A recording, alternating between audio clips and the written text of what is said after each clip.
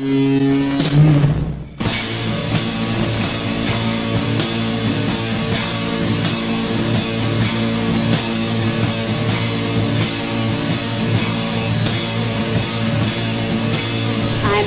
Morris with the NSA.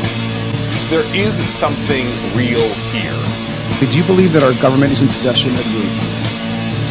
Absolutely, based on interviewing over 40 witnesses over 4 years. And where? I know the exact locations, and those locations were provided to the Inspector General and some of which to the intelligence committees. I actually had people with the first-hand knowledge provide a protected disclosure to the Inspector General. Biologics came to some of these recoveries. Yeah. Those could represent exquisite new adversary technology. Non-human, and that was the assessment of people with direct knowledge on the program I talked to that are currently still on the program. The government is covering up some level of its knowledge and understanding about what some of those things are.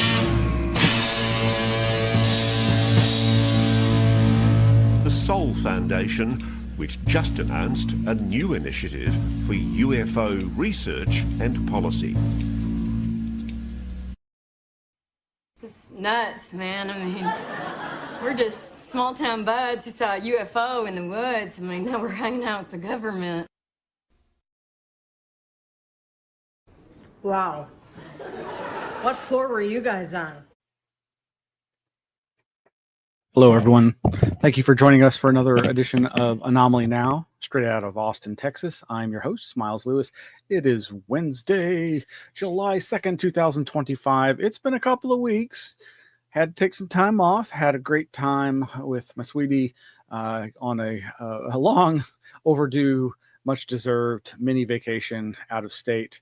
Got to go on some great hiking into the Colorado countryside, and also got to go to Meow Wolf in Denver. Woohoo! 4+ hours of weirdness in that place. Awesome. And but we missed you. Glad to be back, and here we are. I'm Miles Lewis, and this is Anomaly Now, the weekly news and media roundup for the 501c3 nonprofit Scientific Anomaly Institute, aka the Anomaly Archives, who are dedicated to the preservation of anomalous materials ranging from everything anomalous, consciousness, cryptozoology, parapsychology, ufology, all the ologies, and we make no you apologies. Well, maybe. Sorry. Lots to go into. I don't know if I'm going to get through all this. It just the news backs up so much. Going to dive right in. Of course, you can go to our website, anomalyarchives.org, and you can find all kinds of information there about our organization. I'm constantly updating the website with new information and about our collections and our files and the news that is all over the place. So you can also go to our patreon.com/anomalyarchives page. We'd really appreciate it if you'd consider joining, at least for free. We've been offering more and more stuff available for free to our patrons. You just have to sign up with your email, completely free. But yes, if you can give any money, $1, $2, $5, $10 a month or more, gets you access to our live monthly online presentations by fellow anomalists and seekers and researchers and experiencers. Got some great events coming up in the next several months. I don't have the exact dates and times yet, but lots of great people.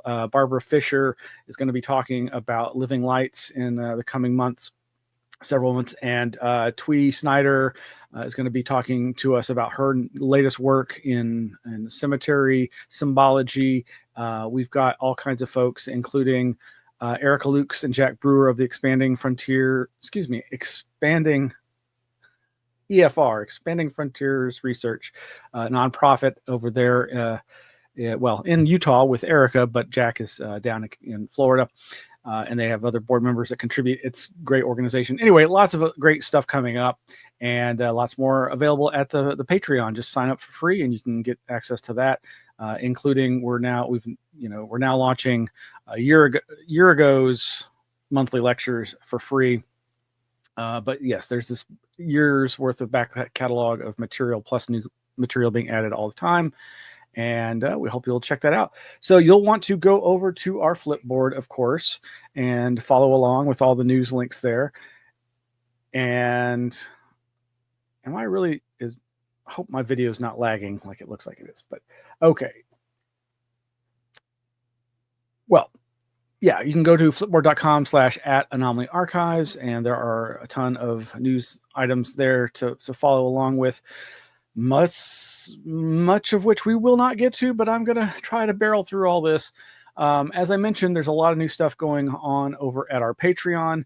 You can now, besides signing up for the Anomaly Now vodcast, video podcast that you're watching, or perhaps you're listening to, but we have the live version or the pre-recorded version available through YouTube. We stream it sometimes other places like Twitch and Facebook, but really it's mainly on YouTube. All the archives are there, and they're all indexed over at our anomalyarchives.org website with all the news links from each episode on a separate page for every single episode going back almost 100 episodes back to 2020. And yeah, we did one on hiatus in 2022, but yeah, now if you sign up for free, you get access to the audio version of that podcast that often has improved audio, slightly edited down bits, take out some of those ums and uhs. And yeah, it's also going to have a feature that if you signed up for free at Patreon for the Anomaly Now audio podcast feed, you get your own separate special RSS podcast feed that will actually have some extra content as we add it through the Patreon interface. So you might want to go check that out. There is also, as I mentioned, now available the Brent Rains, our first June 2024 presentation by Brent Rains for the Anomaly Academy monthly lecture series that is part of the Patreon membership levels of $10 a month or higher. You can find links to that at the Patreon as well as on our website, anomalyarchives.org. Some of the other content that we've been rolling out that you can find both at the Patreon if you sign up for free, or just go to our website, again, anomalyarchives.org. I've put out some audio and video of my 1995 presentation to the Society for the Anthropology of Consciousness.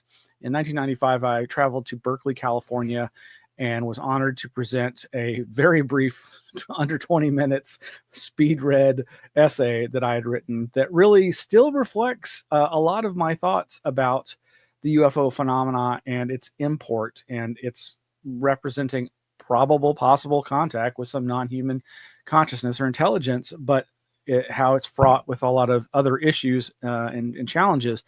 But I have posted that there through Patreon, but also through our YouTube channel and through the website, and including a weird audio video mashup of the audio from my lecture with some music, including music by Kruder and Dorfmeister, Tortoise, and others. You can watch that video by going to the links or listening to the original audio version or the enhanced audio version in MP3 format. So many ways to listen or watch, depending upon your particular cares or style or interest. Also, there's this classic photo here of my good friends, the Excluded Middlers, two of the three founders of that magazine, Robert Larson and Greg Bishop, of us sitting in front of the Golden Gate Bridge there in San Francisco. They were nice enough to travel for hours from their part of California to San Francisco to see my lecture and to then show me around San Francisco. It was a great time. So many years ago. Love those guys. And it's a real flashback to see this picture. And then also, you can also literally read the exact text of that essay that I presented at the Society for Anthropology of Consciousness conference there in Berkeley. And that was titled Encounters with the Fantastic, the Transformative UFO Paradigm. It's got an abstract and then the official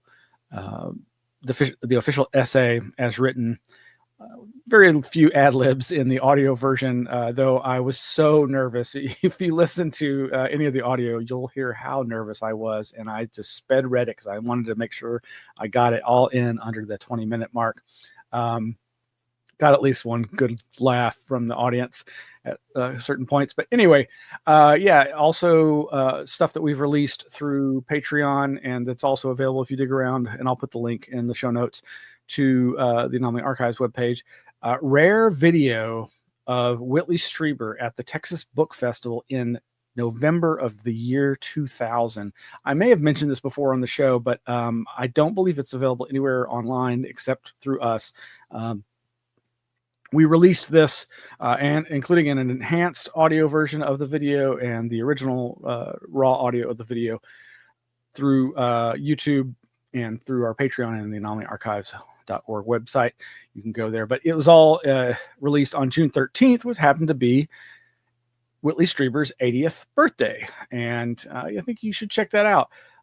Actually, will this play? It was in late December of 1985. I had a rather strange experience, a close encounter, and it seemed entirely real at the time it happened, and it was very confusing because it was not something that was supposed to be possible, and it destroyed my whole paradigm. My whole model of the world was thrown into confusion because suddenly something had occurred that could not happen, and yet it had.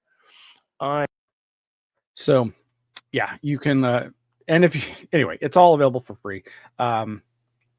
It's very interesting footage for a number of reasons, but just go watch it and find out, or listen to the audio and find out. All right, well, jumping right into some news, let's get some short topical areas out of the way up front. Cryptozoology, my good friend and past co-host of this show, Mark Jackson, a former board member and advisory board member, sent me a link to Todd Gatewood's YouTube channel video, Season 1, Episode 12, the Patterson-Gimlin film, Never Before Seen Footage of Restoration and Frame Analysis. Now, I've seen a number of restoration attempts for this footage. A lot of it, some of it recently done by using AI to various effects. Anyway, this is about a 20-minute video, and it does give you an opportunity to see his approach to this. And I think he's doing some pretty good work, and it's worth your time. Considering what he's got to work with in terms of the quality of the original footage, I think you'll see that it's good that there's people working on this. Preservation is really important in film, like so many other physical media do degrade over time, and this is a real issue, obviously. So, meanwhile, also in the cryptozoological realm is recent appearances by our good friend Chester Moore Jr., who is an East Texan outdoorsman and journalist and investigator. Rob Riggs and I went on a investigation with him into the East Texas wilderness, looking for evidence of Bigfoot encounters. And we've talked about that before, but over on the CFZ on the Track YouTube channel are two recent episodes of our good friend Chester talking to host Jonathan Downs. Jonathan Downs, of course, is somebody else that we've featured as a speaker here in Austin, Texas for the Anomaly Archives, and that audio is available through the Patreon as well. But on the Track episodes number 342, Rediscovering the Red Wolf and More, featuring Chester Moore Jr., as well as on the Track number 343, Cloning, Coyotes, and Speciation, plus lots more, featuring Chester Moore Jr. Fun interviews. John Downs is as Nick Redfern called him, the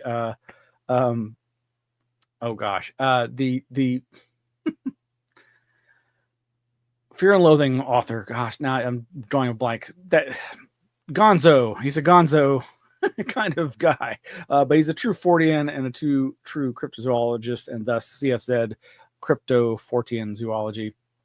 Anyway, you checked out those videos, those interviews. Chester's doing great work, and I think you'll enjoy that interesting discussion across the pond, as they say. Moving right along, yes. Oh, so like I mentioned, over at Patreon, we do have our December 2024 lecture was a enhanced audio version of Jonathan Downes' presentation to the Anomaly Archives audience back in 2010. He was in Texas, and in fact, in that interview with Chester Moore, he refers to that the day he met and spent with Chester Moore as one of the best days of his life in terms of his experience in doing cryptozoology research. And I have no doubt he means that from the bottom of his heart. Jonathan Downes had a great time here in Austin, here in the States. He was visiting with his wife, who has unfortunately since passed, but he was be brought here by our good friends Richie and Naomi West. Anyway, the audio of that is also available through our Patreon for certain levels of membership, and eventually will be made public. Now, I'm categorizing this next series of story references under cryptozoology, but it really doesn't belong there. I'm not. It's one of those. It's 410. It's not. I'm not sure where to put it, but I'm putting it here. So over a website called Isle of Weird. That's WEIRED. Isleofweird.com is this article by someone named Shane, Smells Like Gardenias, in their subject category of Phantom Attackers. This is from June of last month, 2025. And it talks about this recurring type of wave of strange entity attacks or weird behavior by seemingly normal humans that often involves gas attacks. The article starts, quote, then his pale countenance is seen gazing into ground floor windows, and his gaunt form is to be dimly discerned in the gloomiest corners. This is from the Weekly Freeman, September 8th, 1917. The article begins, in early September 1917, a spectral figure was prowling the streets of Mullingar in County Westmeath. Tall and thin and dressed in gray, it only ever appeared after darkness had fallen, and it amused itself by peering through people's windows. So it's a peeping Tom. Some in the town believed the spooky peerer was a German soldier escaped from a nearby internment camp. Others believed it was a, quote, wandering lunatic. And many believed it was a ghost. Whatever it was reportedly giving the people of Mullingar the shivers. But after appearing nightly in the town for about 10 days, the spectral figure just disappeared. Then, at about midnight on 20 September 1917, a Mr. Miller, who lives in a cottage on Fair Green in Mullingar, was woken by a noise. When he got up to investigate, he found a man in the next room. The man, wearing a soldier's khaki trousers, stockings, and shirt, was brandishing a knife.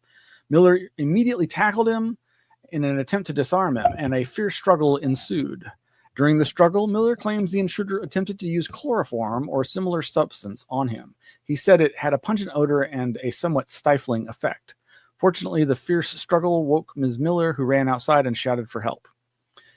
Now, the article goes on. It's quite detailed. It goes on to a number of different examples of this that recurred through different periods of time. It basically immediately reminded me of something I was aware of. I wasn't really as familiar with all the historic cases of this, but jump to 1944, and they reference the same article.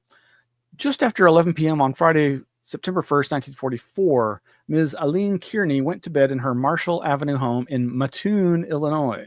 Her 3-year-old daughter, Dorothy Ellen, was already asleep in the same bedroom. Shortly after falling asleep, Aline was woken by a sickening sweet odor. At first, she thought it was coming from the flowers outside her bedroom window. However, the odor grew stronger, and I began to feel a paralysis of my legs and lower body, she recalled later. Ms. Kearney screamed out for her sister, Martha, who had been staying with her. She came immediately and was struck by the smell as she entered the room. Martha ran to the neighbors, the Robertsons, for help, and while Ms. Robertson called the police, her husband ran to the Kearney house to look for an intruder. However, Mr. Robertson found no evidence of an intruder, and neither did the police when they eventually arrived. Now, again, this is what it reminded me of. The Mad Gasser of Mattoon, Illinois. This is one of those weird waves of stranger attacks, gas attackers, that reminded me of things I'd read about before. The article goes on quite a ways, and I believe most of it is citing the research of somebody who has recently written on the Havana syndrome in the context of what they believe is mass delusion and media manipulation. In fact, the article ends with a reference to the book Panic Attacks, Media Manipulation and Mass Delusions by Robert E. Bartholomew and Hilary Evans. And references in the concluding paragraph. In 1835, thanks to a series of articles in New York Sun newspaper, people around the world, including eminent scientists, came to believe that the moon was populated with beaver people and Batmen. This and a number of other hoaxes and scares, including the mad gasser of Mattoon, Illinois, are dismantled in Panic, Media Manipulation, and Mass Delusion. Now, what this, of course, reminded me of, flashback to 2007, and BoingBoing.net was promoting a recent article then by Jonathan Downes, who we just mentioned, who had written an article about the Mad Gasser case in the Fortean Times, which the link now is dead unless you go through the archive.org Wayback Machine, which it's still there. You can find it, or at least most of it, I believe. But yes, over at boingboing.net, they reminded their readers, quote, in 1944, the small town of Mattoon, Illinois was terrorized by a creepy black-clad prowler who sprayed anesthetic gas in his victims' faces, or maybe not. Where reality ended and myth began, and the Mad Gasser mystery has been open for debate since the media first broke the quote-unquote news. Indeed, psychologists have studied the phenomena as a case study in mass hysteria. Lauren Coleman analyzed the story and the story behind the story in his classic book, Mysterious America, suggesting that there may have been several real attacks and that hysteria may not be entirely to blame for the reports. In Fortean Times, cryptozoologist Jonathan Downes investigates further, and then they excerpt from that article a couple of paragraphs and give the link to that now dead Fortean Times article, which again can be found through the Wayback Machine. Check it out. All right, moving right along. I did want to report on some very sad news, and that is of our good friend, well, my acquaintance, and somebody who I always found very interesting, and that was Ray Stanford. Ray Stanford is a very significant figure, I think, in the UFO field, but yes, he recently passed away. We got word a couple of weeks ago, and there's been a few noteworthy reports, obituaries put out. I haven't seen an official one yet, but Kevin Randall over at his blog, A Different Perspective, writes about Ray. Most of the writing that's been put out there does, of course, mention the fact that Ray was a rather contentious figure and controversial for a variety of reasons, but not least of which is because he could get really agitated and take offense at people not believing everything he said. Another really good backgrounder and obituary of sorts is by good friend Red Pill Junkie, RPJ Miguel Romero, over at dailygrail.com. Vale Ray Stanford, yes, his full name is Vale Ray Stanford, born in 1938, passed this year, 2025. So long to one of the last members of the old UFO contactee scene. This is a really good explication of Stanford's and his brother Rex, Ray and Rex Stanford, their amazing journey through the ufological field in its earliest days, in the contactee days. They met and befriended and be-enemied, fell out of sorts with a variety of people, not least of which was George Adamski, as well as George Hunt Williamson, all the Georges. And as I've mentioned in talks where I've discussed Ray Stanford's work. One of his earliest UFO sightings, encounters that happened in Corpus Christi, Texas, was chronicled in this cover story in Fate Magazine's May 1956 issue with the headline "Texas Saucer Contact, Police Affidavits!" exclamation point. It's a wild story, as is every aspect of Ray's life. For those that don't know, Ray Stanford led two different organizations here in Austin, Texas. One called AUM, the Association for the Understanding of Man. It was less scientific, more spiritually oriented, and it was basically a channeling cult of sorts. Ray would channel various beings. Some have claimed that he later disavowed those channelings. But at the same time, he was operating an attempt at I would describe as one of the most scientific civilian science attempts at investigating UFOs that has ever existed. And it is being recreated now, has been for the last several years in various forms, by Chris O'Brien, who was really good friends with Ray Stanford, but who has also passed with his UFO DAP project, as well as, of course, the my brain is not working. There's several projects, though, out there that, including, I think it's the one at Harvard and others, where they are using advanced camera technology to try to scan the skies for UFOs. Well, Ray Stanford was trying that here in Austin, outside of town, west of town, at near the lake, where they had a variety of instrumentation, electromagnetic detectors, radar, lasers, all kinds of things, and an advanced telephone tree connected to computers to try to, if they could triangulate a perceived UFO, to notify people in the area via phone to go and try to record data on it. Just fascinating stuff. But again, RPJ's article over at dailygrail.com does a great job of really synopsizing the vast historical record of Ray Stanford. One of his claims to fame was his having more UFO photographs perhaps than any other UFO researcher. And this, he claimed to be psychic, thus the channeling. And it seemed as if he had this knack, this intuition, this second sixth sense, whatever you want to call it, of when UFOs were nearby, and would go out and record them with both his still camera photographs, as well as moving film camera footage, some of which has been witnessed by other people. And that was the thing. He never would release it.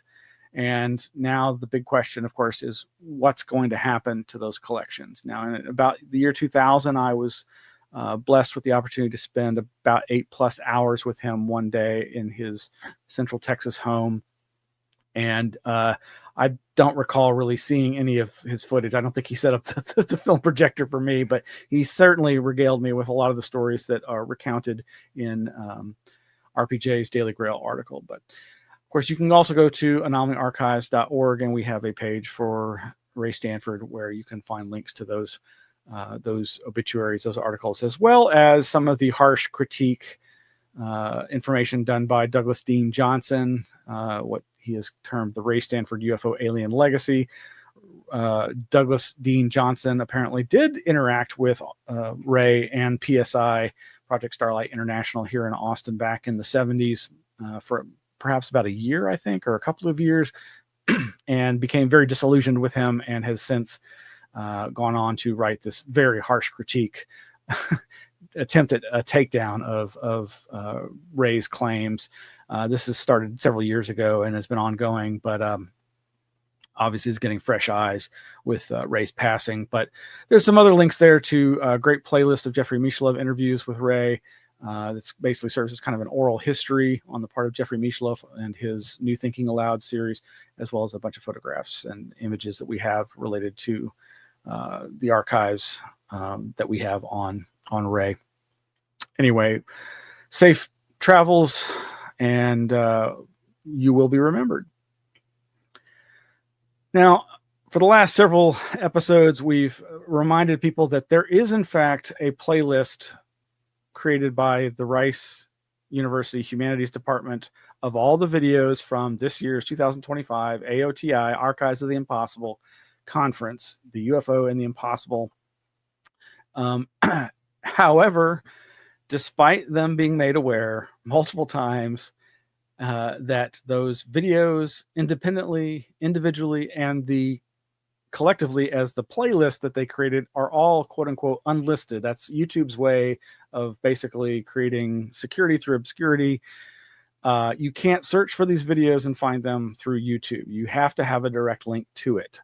Well, as I've said, we've had a direct link to the playlist and to the videos through our own webpage over at anomalyarchives.org in a separate page for the 2025 archive. They have still not made these publicly available. And we've gone ahead and created our own Anomaly Archives playlist, which hopefully will make these videos all that much easier for the public to find and view. I've also embedded links to each individual video in this page, as you can see here, so that, again, it's just more easily available. This should now start helping these videos get indexed by search engines, as they should be, because these are important presentations, some of the most important presentations I've seen at a UFO event in ages. But rest assured, I've been told that even though it's as simple as flipping a switch, clicking a button on the playlist and each video to make it public instead of unlisted, that will be done eventually, even though it hasn't been done yet. Meanwhile, there was some press via the Rice University webpage over at news.rice.edu. Rice's Archives of the Impossible offer insight and expertise for World UFO Day. This came out on June 18th. And there's a video that I think we already linked to before called Exploring the Unexplained, a new chapter in the Archives of the Impossible that was released before the event, I believe. But it's, it's a promotional, it's basically a press release on the part of the university trying to get more traction and promotion of this wonderful institution's efforts in archiving and preserving and educating the public about these materials. Moving right along, there are some other interesting events coming up. There is this big event, the 2025 Skyfire Summit. This video available over at somebody's YouTube channel. This is being put on by, I guess, Sedona MUFON. It's got a wide range of participants, including Travis Walton and Melinda Leslie and David Hatcher Childress. So anyway, if you're in the area and interested, you might want to check that out. This is coming up in October, I believe. So we've got the link to the promotional video, which has probably got links to all the information elsewhere. Other events coming up that you should be aware of, especially if you're in Texas. I guess this is going to be the fourth annual? Yeah, I think it's going to be the fourth annual Texas UFO Conference. I was honored to be a speaker at the inaugural one in 2022. And this year is again happening in Jefferson, Texas, Bigfoot capital of Texas. Our good friend Craig Woolheater is organizing this event there, and it's getting some press through this informational article at kkyr.com. I think that's for the radio station Kicker 102.5. So yeah, Jim Weaver there reports on full disclosure. Get the latest info at the 2025 Texas UFOCon in Jefferson. And it gives a rundown on the presenters, including Mindy Toutfest, Lillian Jimenez, Mitchell Whittington, Martha Hazard Decker, and a good friend Daniel Allen Jones. Daniel will yet again, I believe, be emceeing this event. He is the master of ceremonies for so many Bigfoot, cryptozoology-oriented conferences, UFO events, and just paranormal festivals and events around Texas and surrounding states. Daniel is great, and I'm so glad that he makes his way around. But yeah, you can find out information about each of the presenters and their topic area there at this Kicker 102.5. That's kkyr.com, and we'll have, of course, the links to this and everything else I've been talking about in the show notes for this episode. And lastly, in terms of upcoming events, actually, this one's already passed, and this is the video now. Oh, it's not showing it to you. Humanity Rising Network presents the European UAP NHI Disclosure Summit of 2025. This happened some time ago, and there is a website for this event, but the video is now up, and it's about 2 hours and 40 minutes long, featuring several different speakers that you'll probably want to check out. And yeah, the official webpage is ubiquityuniversity.org, where they have a subpage for this European UAP NHI Disclosure Summit.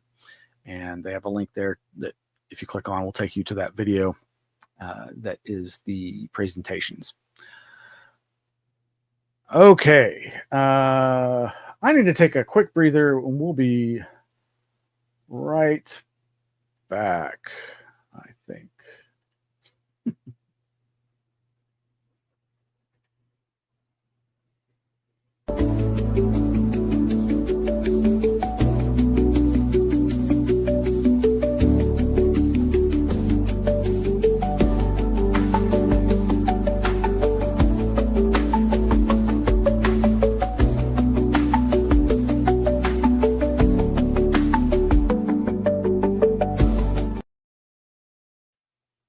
Okay, welcome back, everybody. So, yeah, gosh, so much still to get through. In our previous episodes, we reported on the big news in ufology, of course, was the Wall Street Journal's article on UFO disinfo, how the Pentagon has been creating the modern UFO myth, as they said, seeding both the public and their own military and intelligence officials with disinformation, promoting this idea of crash saucers, pickled aliens, government cover-ups, reverse engineering of alien craft, and that whole shebang. All the things that, of course, we tend to focus on, mainly because we know it's popular and if people are interested. It's what I grew up believing until I finally was like, you know what? No, I don't think that's what's going on. I still think it's possible. But I think, as Valet has said over and over again, I'll be very disappointed if UFOs turn out to simply be extraterrestrials in spacecraft, nuts and bolts craft. It seems like there's something much more interesting going on. But it is absolutely provable that there is a variety of disinformation campaigns being waged by various humans, individually, collectively, as institutions, governments, militaries, intelligence agencies, corporations, mafias, who knows? Cults. This has all been talked about since at least 1979 by people like Jacques Vallée. Well, we'll get all of that. But so part 2 of what the Wall Street Journal's big reveal came out on June 21st, called, and the title is, "Was it scrap metal or an alien spacecraft? The Army asked an elite defense lab to investigate." Subtitle, "Pentagon True Believers Explored the Fringes of Science from Psychic Spies to Teleportation to Anti-Gravity Material." Again, this is the same authors, Joel Sheckman and Aruna Viswanatha from the Wall Street Journal. Okay, we're not going to go as deeply into this as we did in the previous part 1 episode. But we do have a lot of links to this and the fallout, the follow-up from various other people that you can find over at the anomalyarchives.org website. But yeah, so a lot of interesting bits in here, but really what it mainly focuses on is what has been called arts parts. And the story goes all the way back to 1996 when late night radio host Art Bell received some material from a listener who alleged that it was material recovered from a crashed UFO in 1947, or probably the Roswell thing. This has sparked all kinds of discussion about the idea of metamaterials. Of course, the attributes of the debris as described by the witnesses at the time back in 1947 and their friends and family and children who heard those stories. Some of them may have actually seen this material as well, have spawned these rumors for a long time. Now, just some brief bits from the article talking about the arts parts and their lack of provenance, lack of a proper custody trail. Quote, more than a decade later, two scientists who had worked with the Pentagon helped run a research program examining the possibilities of alien technology and explored metamaterials, a type of synthetic substance. The program published research speculating that metamaterials could bestow aircraft with exotic powers, such as invisibility. Could the Bell sample be proof of the concept? A group founded by Tom DeLonge, a frontman for the pop-punk band Blink-182, thought so. The group, called To the Stars, bought the pieces of metal from a UFO researcher in 2019 for $35,000 to test that possibility. And where does that link go? That link goes back to the Stars Academy, circa that period of time. By then, To the Stars had assembled a collection of heavyweights, including the two scientists and a former Pentagon official. The former official, Luis Elizondo, joined after quitting the Defense Department and going public with the claim that he had helped run a government UFO program. Oh, I'm sorry. I do not have this up on screen. There we go.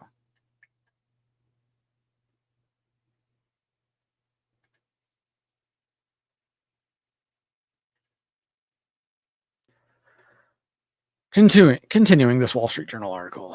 So they're talking about Lou Elizondo and To the Stars buying this material back in 2019 to test it. The article goes on. One of the scientists, Hal Puthoff, became vice president for the group. The other, Eric Davis, who also became an advisor to the group, told the New York Times in 2020 that testing of the sample had revealed it was not of this earth. Quote, we couldn't make it ourselves, he told the Times. To the Stars made the case to the Army that replicating this material could unlock futuristic weapons systems. The Army soon signed an agreement to test the metal for potential anti-gravity and cloaking properties. Space lasers. It's funny that they should say that. Of course, that's conjuring Marjorie Taylor Greene's crazy statements about Jewish space lasers, but we'll get to some other connections there.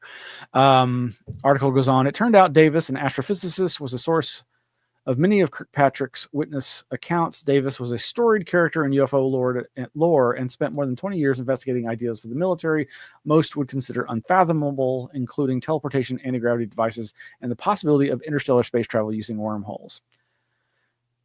Yeah, so Davis worked for Hal Puthoff here in Austin for a long time.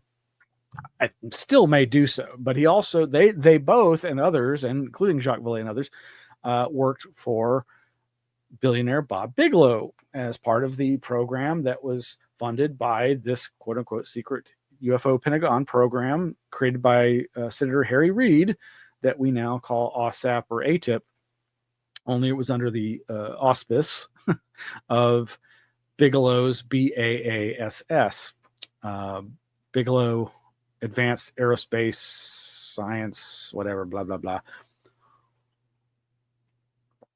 All of which we have pages for over at the Anomaly Archives that can get you all kinds of information and background on all this.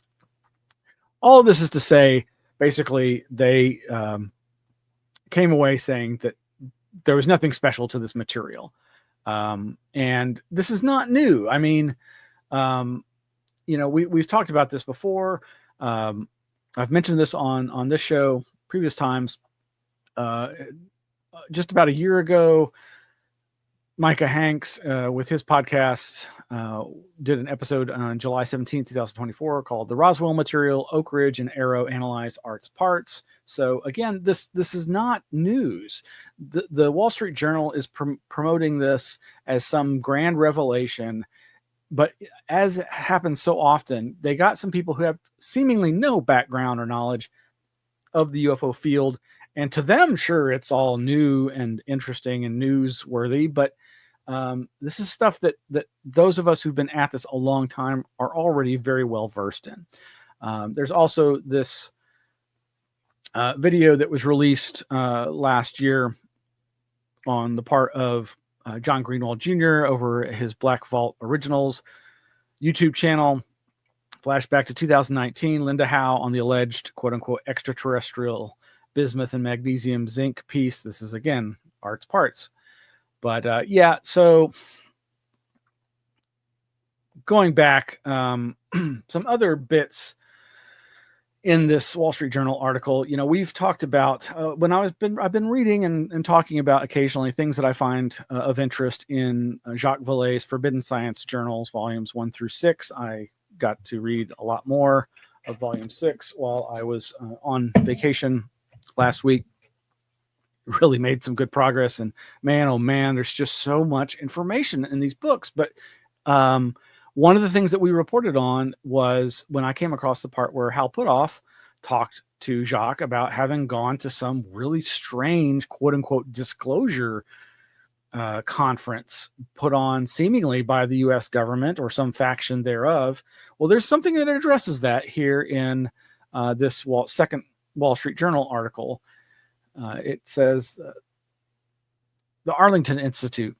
Puthoff, who also had a long history with exotic U.S. programs, creating one for the CIA in the 1970s to deploy psychic spies against the Soviet Union, told Kirkpatrick's team of another mysterious incident that had fueled UFO belief. He said he had been invited to a 2004 panel in Arlington, Virginia, the type the government often quietly funds through think tanks to field new ideas. This one, Puthoff said he was told, was sponsored by the White House and given a very specific prompt. Help the president decide whether or not he should finally disclose the existence of a crash retrieval program and assess the possible upheaval the revelation would ignite. What would be the effect on the stock market, on religion? Would aerospace companies sue the government into bankruptcy when they learned their rivals had decades ago been given access to alien technology? We added up all the numbers and we said, no way, we can't handle disclosure, Puthoff said in an interview. Kirkpatrick's team investigated whether the White House really sponsored such an event. The chief executive of the think tank that hosted the discussion, John Peterson, told Kirkpatrick a former senior Pentagon space official had notified him that President George W. Bush was preparing to make public all the secrets held by the government about aliens.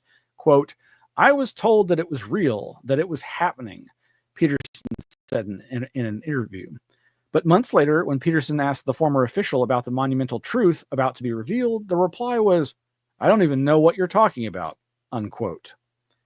Bush's chief of staff from that time told Kirkpatrick he didn't know about the panel or any such plan to disclose alien secrets. Both Kirkpatrick and Peterson ended up with the only explanation they could think of.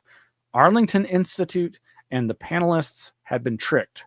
For what reason remains a mystery. So again,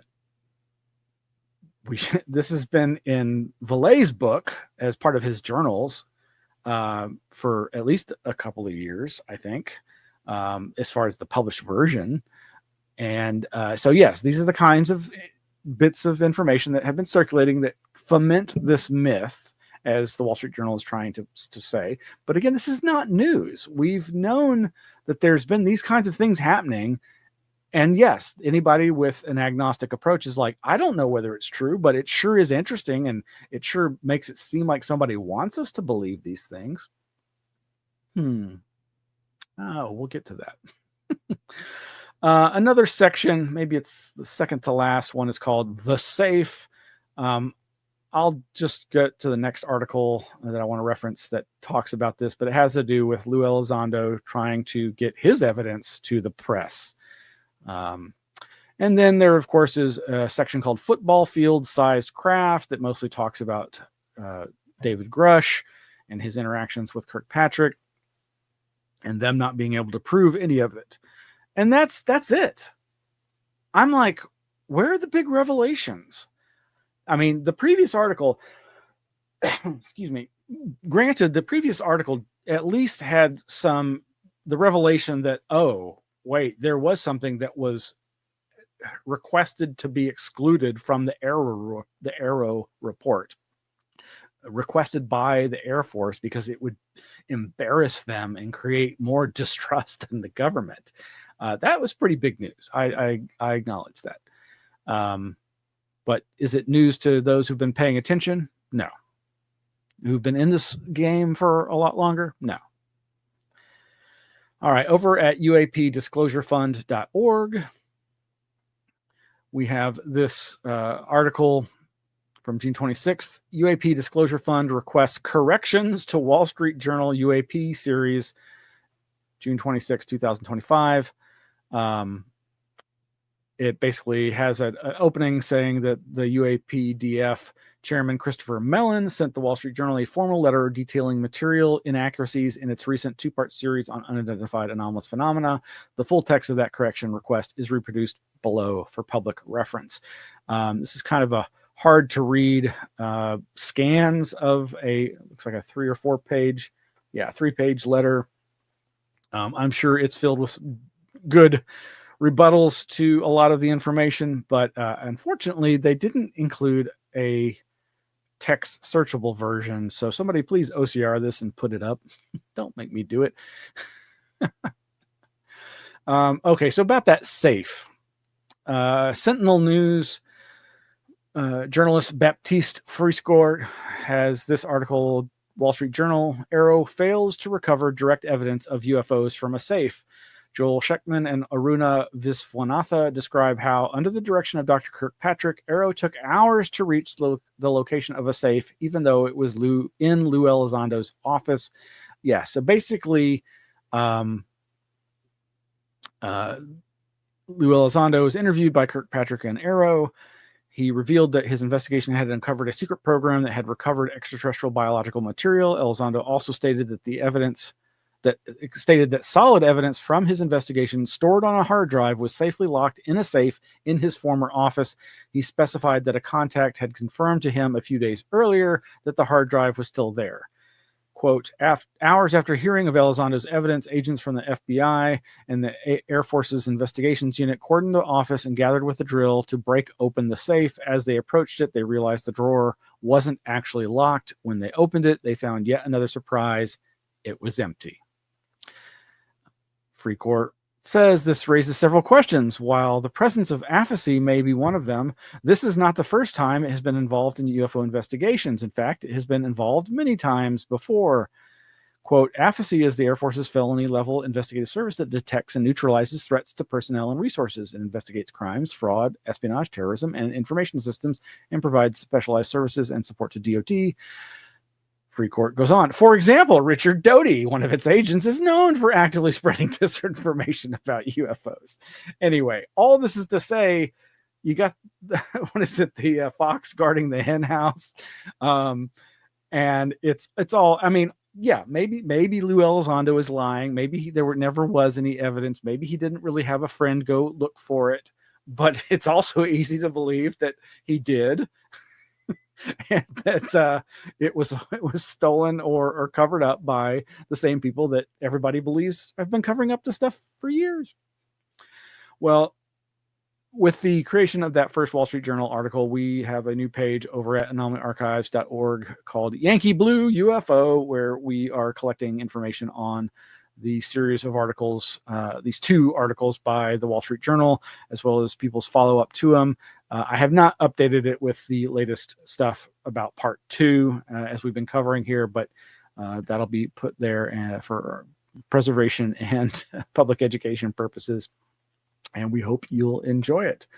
But again, this is not new. I mean, for goodness sake, former head of MUFON, James Carrion, has been saying for years that he believes that basically the modern UFO myth, starting in the 1940s with the first flying saucer wave and the Roswell incident, have all been disinformation, have been created as cover stories for government military intelligence purposes. And he has made his 2 books, Anachronism and The Roswell Deception, available for free online.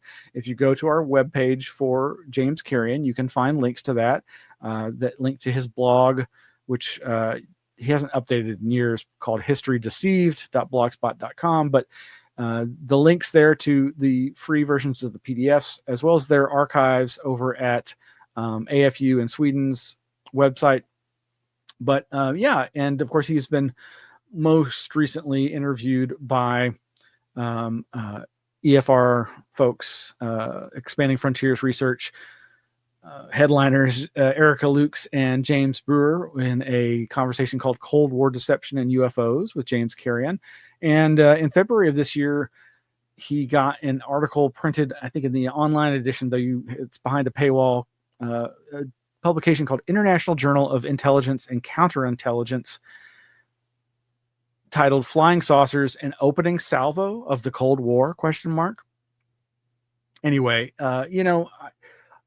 I don't know that he still believes that there's anything other than disinfo at the heart of the UFO phenomenon. But this is an important part of trying to understand these subjects. You must come to grips with human deception in order to weed wheat from chaff when it comes to these kinds of subjects, especially as it relates to the possible non-human intelligence and possible counterintelligence, as exemplified by these disinfo operations. Well, where to next? Oh, yes. So I have recommended many times now the work of Tanner Boyle over at his Getting Spooked blog.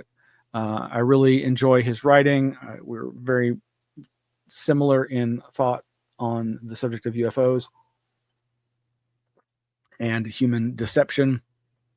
He has a great new article called How Jacques Vallée Was Targeted by a Tentacle of Danny Casolaro's Octopus. In Forbidden Science Dispatches number 10, we look at a mystery caller with a finance ploy, Robert Booth Nichols, Bob Lazar, and the Sam Israel III Ponzi scheme, and the endless octopus conspiracy. Highly recommend this article. As I've been reading Vallée's Forbidden Science journals, it takes me forever, as I say, because I'm taking so many copious notes because there's just so much information there, and it all comes back to now. Everything we're experiencing for the last 10 years has been presaged by little tidbits in his journal. And that's why I'm so happy that his material is being archived and preserved at Rice University Archive of the Impossible. Anyway, this is a complicated story, but if you've watched the Octopus docu-series on Netflix, if you've ever heard of the weird connections between UFOs, JFK, and various conspiracy theories, beyond just the Majestic 12 stuff, but involving it, beyond alien autopsies, but involving it, it's just crazy how much overlap there is. And this is a great example. But basically, it all comes down to an apparent attempt to entrap Vallée by somebody pretending to be or suggesting that they were a venture capitalist with connections to kind of deep state elements and an interest in UFOs. Vallée did not take the bait. He saw all the red flags, and at least as he's reported in his journals. But yeah, check this out. It's a great essay, great as always, with lots of good citations and information. So many places to go if you dive into this. Of course, over at our website, we have a page on the Octopus Conspiracy with a bunch of links relevant to all these subjects, and I'll be updating it to include this new article. I do actually recommend that Netflix series, American Conspiracy, The Octopus Murders, even though it disappointingly does not ever name our good friend who has passed, parapolitical researcher Ken Thomas, who helped publish the material of Danny Casolaro after his untimely murder alleged suicide. Despite it not actually ever mentioning Ken Thomas, I still think it's a worthy watch for a variety of reasons, and that is available through Netflix. Okay, gosh, we're running out of time, or well, we'll see. So a recent interview or discussion between Tanner Boyle and somebody who I am not familiar with, but who has this podcast called Coexist Inc. has episode number 145, UFOs for Dummies. Have not listened to the discussion or interview yet, but imagine it must be pretty good because, again, it's got Tanner Boyle in it. And Tanner tends to have very interesting friends when it comes to folks looking into this subject. But here is a clip that starts that podcast.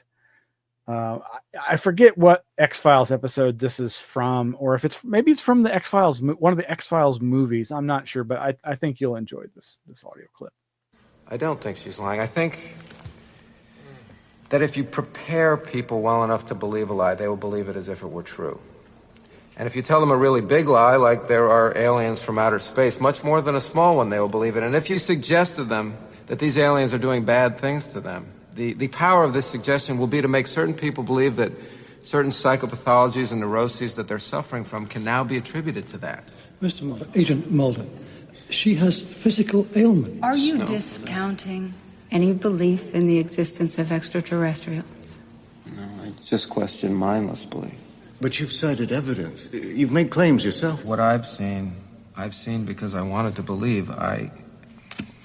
If you look too hard, you can go mad, but if you continue to look, you become liberated, and you come awake as if from a dream, realizing that the lies are there simply to protect what they're advertising. A government which knows that its greatest strength is not in defense, but in attack.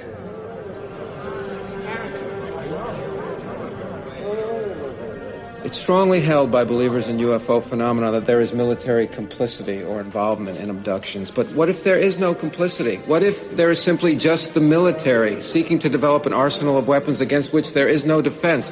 Biological warfare, which justifies in their eyes making an ass out of the nation with stories of little green men. A conspiracy wrapped in a plot inside a government agenda.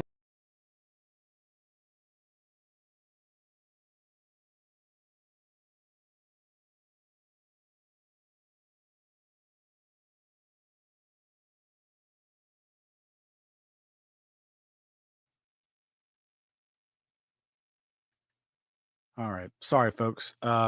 Whoops. One of our studios went down.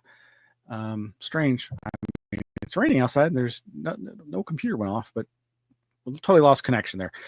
Oh, well, anyway, yeah, cut off at the very end of that audio clip of Fox Mulder, David Duchovny, having a great speech where he's renouncing, countering his long-held belief in extraterrestrials and government cover-ups in favor of the idea that, well, whatever the real possibility of extraterrestrials are, there are humans that are messing with you and messing with him and messing with us. And that's all I'm warning folks about, while also suggesting that there is a real probable non-human intelligence at work, or some aspect of our own or other species consciousness at play, but alongside those deceptions. Anyway, so former interim Arrow head Tim Phillips has been making the rounds and stirring up the UFO scene. And there is this excellent hour and 42-minute interview by him by Mick West, quote unquote, arch debunker skeptic Mick West. And it's really worth watching for so many different reasons. And one of the great things about it is in the description, the entire interview is annotated by topic, so you can see what you want to focus in on and listen to. The whole thing is great, but basically, there's a lot of interesting bits of information here that seem to be revelations. Again, like as hinted at in the Wall Street Journal articles, that we have not been privy to until now. And again, Baptiste Friscore over at his Sentinel News blog talks about this with the headline, former Aero director Tim Phillips on the Nimitz UFO case, quote, they actually sent people to the Princeton to get recordings, unquote. Former acting director of the Pentagon UAP study program gave 2 interviews. Sentinel News selected the best excerpt. So Baptiste is doing a great job here at his Sentinel News blog, where he just combs through all this news information and puts the most salient and interesting bits in there. But yeah, so that's one of the things. Tim Phillips is, I believe, contradicting Kirkpatrick, who says they found no evidence that any evidence was taken from the Nimitz as described by military crews that were on the ship. If I'm remembering correctly from this interview with Mick West, yes, he says DARPA took the tapes, the Defense Advanced Research and Projects Association.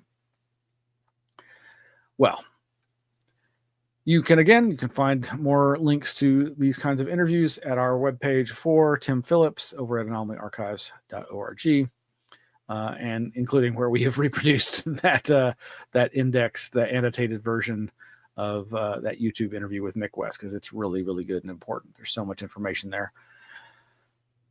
Another one from Baptiste over at Sentinel News, NASA flight surgeon, quote, in the middle of the hangar was an actual flying saucer. It lifted off just like a feather. In an interview with retired F-16 pilot Chris Lido, Dr. Gregory Rogers, former chief of aerospace medicine, stated that a major had shown him footage of what appeared to be a flying saucer in a hangar. Now, is this more evidence of Yankee Blue shenanigans? What were they calling it? Hazing, a hazing ritual, perhaps.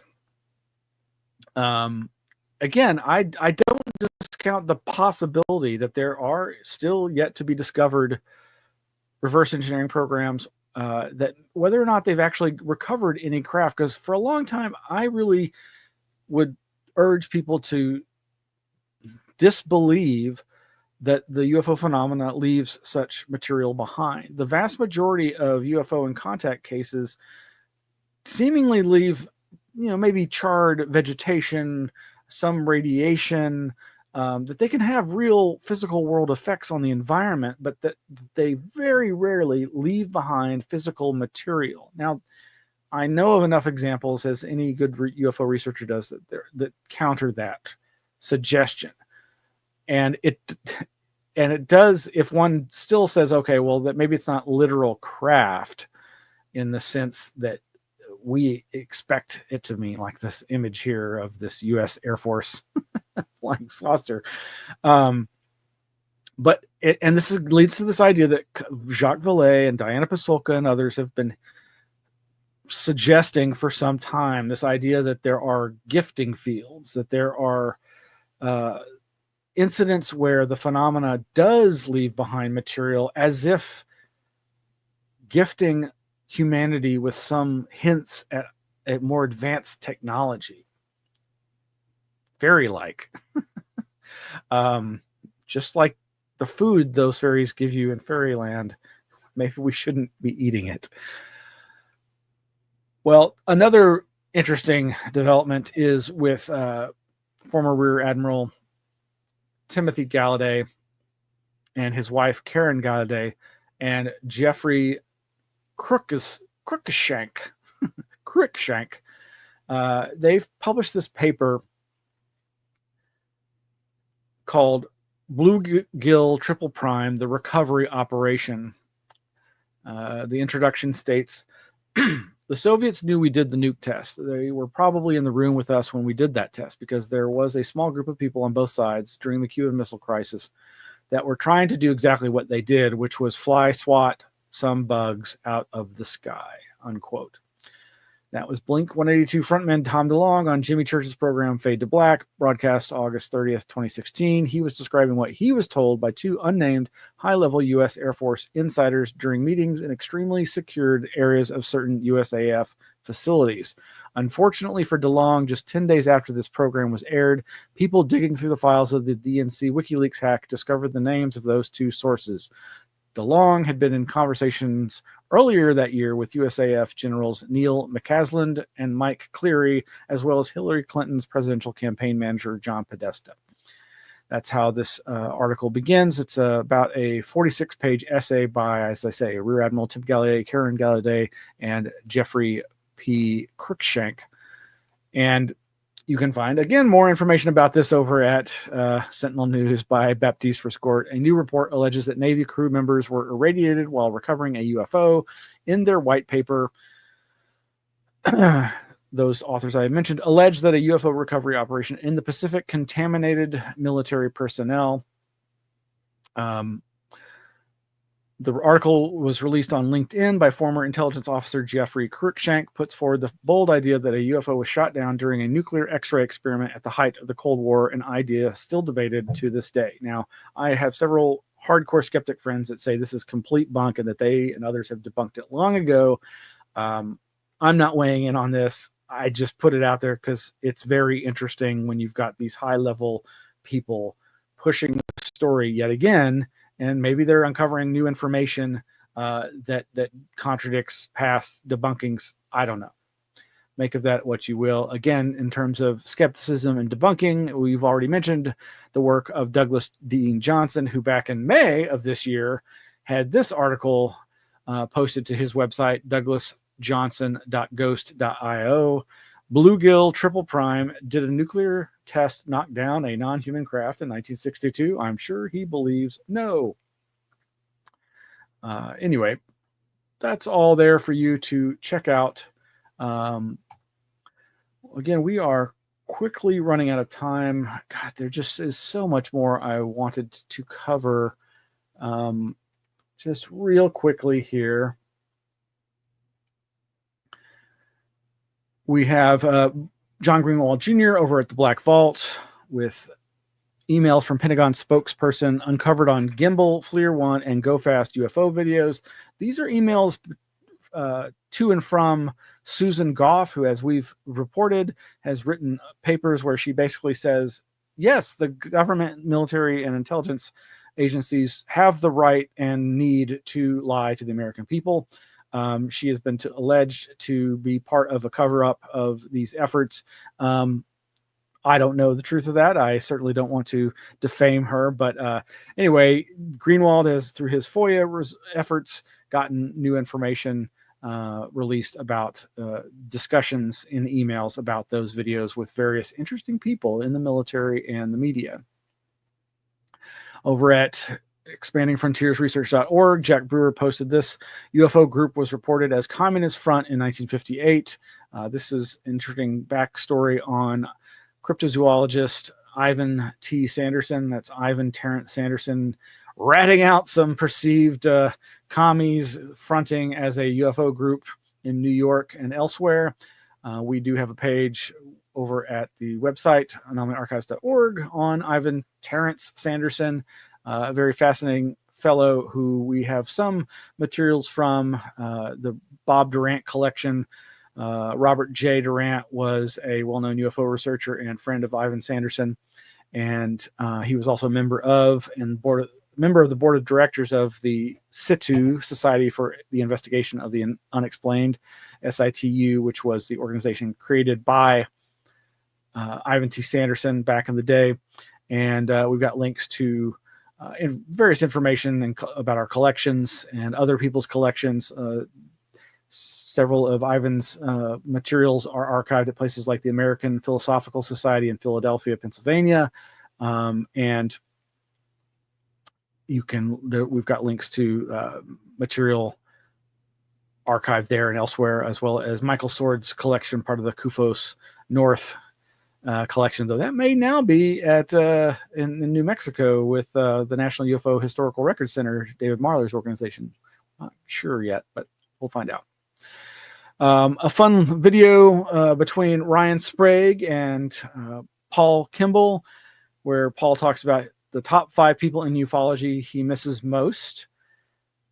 Check that out. There is this clickbait 11 best UFO movies of all time over at nofilmschool.com. There, of course, is these rumors circulating of what is going to be the subject of Steven Spielberg's latest science fiction film that is being kept so secret. Over at comicbookmovie.com, Steven Spielberg screens first footage from his top secret untitled sci-fi film rumored to involve UFOs. Speculation ranges from that it's a sequel or somehow connected to his previous UFO films like Close Encounters of the Third Kind or E.T. the Extraterrestrial. But all we know really is what's described in these scenes as witnessed by people that were there at the inaugural opening of his new Steven Spielberg Theater, a 250-seat cinema dedicated to his legacy. Yeah, so there are clips that feature Emily Blunt as a, quote, relatable, down-to-earth woman living in a quiet rural area who is being chased by shadowy figures in unmarked black vehicles. Quote, one particularly gripping moment showed her damaged sedan with Josh O'Connor's character inside, crashing headlong into an oncoming train. Colin Firth appeared to take on an antagonistic role, seen in a tense moment inside a futuristic underground laboratory or sci-fi bunker. Yeah, so not much to go on, but woohoo! I'm pretty excited. I think it's set for a release on my birthday, June 12th, 2026. God, it's a long time to wait. Yeah, there it goes. The untitled Steven Spielberg film from Universal Pictures is currently set to hit theaters on June 12th, 2026. All right. Meanwhile, over at a website I'd never seen before, UFONAR. That's UFONAR, UFOs and the Nuclear Arms Race, NAR. An article by Ryan titled Last Remaining Witnesses of Fothergill UFO Have Passed Away. This is a very famous UFO incident that, again, may just be misidentified secret government military hovercraft. But this researcher has just been trying to make note that it appears that all the known witnesses to this incident have since passed away. So again, some preservation effort here. But there is the tip of the hat here to the speculation that this could be some terrestrial, non-UFO, just a misidentified mystery human military craft like these human-enabled flight contraptions. I forget what these were called. The Hiller VZ-1 and the Hiller flying platform as photographed in 1957.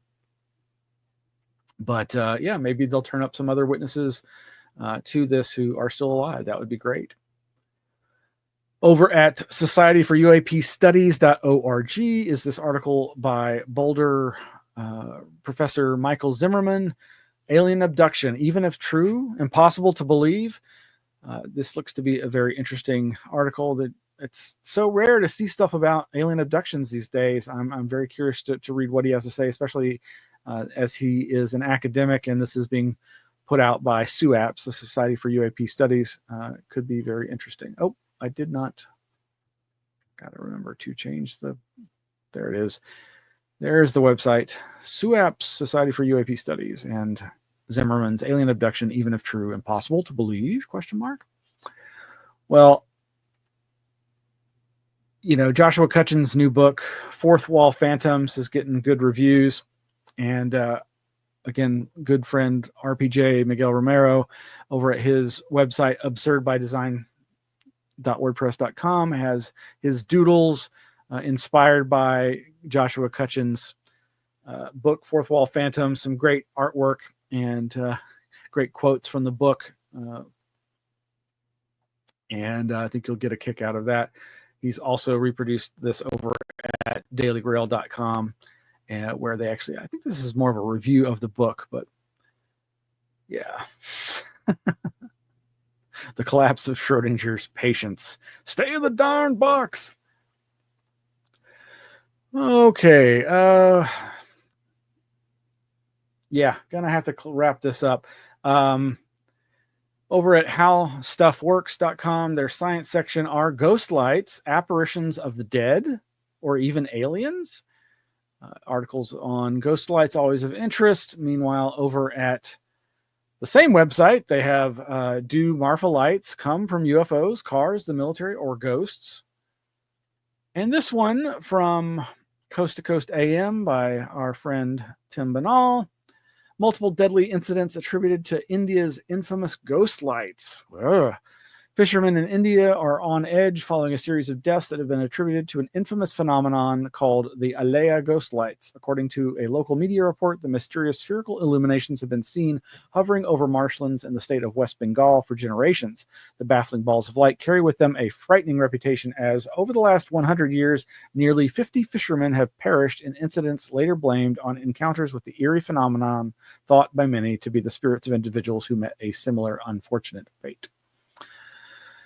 Well, there is so much more I wanted to report on. Again, you can go to our flipboard.com/@anomaly archives page and scroll down, and you'll just get articles upon articles, several of which I wanted to comment on. There's just so many other sections beyond, of course, UFOs in the realm. There is more UFO stuff too, of course. Albany professors studying UFOs find unidentified object. That's from ABC or news.10.com.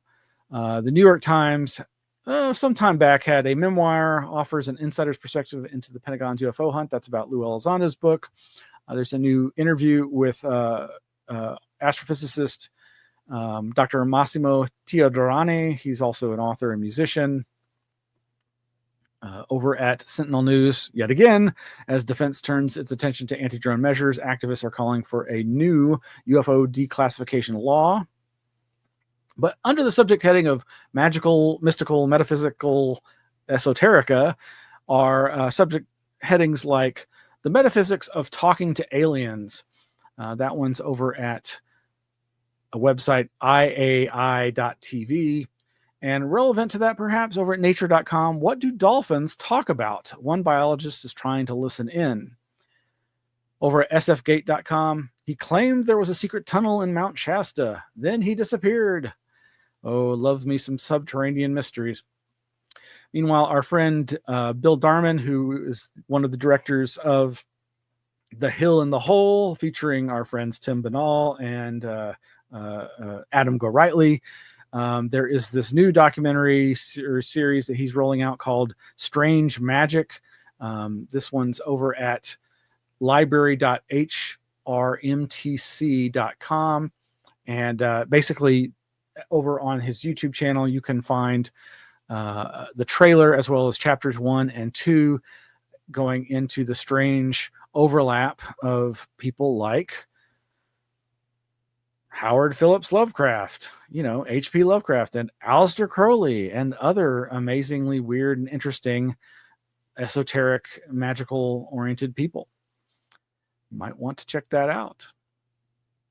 And, gosh, there's so many other news headlines I wanted to go to. Oh, yes. Illustrations from a Victorian book on magic circa 1897 over at publicdomainreview.org. In the arena of consciousness, there's this new article from theconversation.com called Trauma is Carried in Your DNA, but Science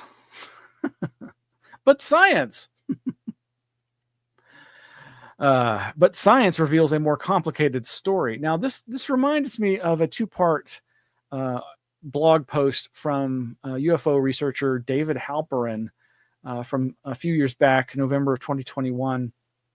Collective Trauma, Race, and UFO Abduction, the work of Joy Degree, as well as part 2, which is titled Collective Trauma, Race, and UFO Abduction, the work of Barbara Sermonara. I'm not sure exactly if these are related to the article over at theconversation.com, but there's these ideas being put forth that may or may not have relevance to the alien abduction phenomena and other strange anomalous experiences. Okay, quickly, I'm trying to get through all this stuff.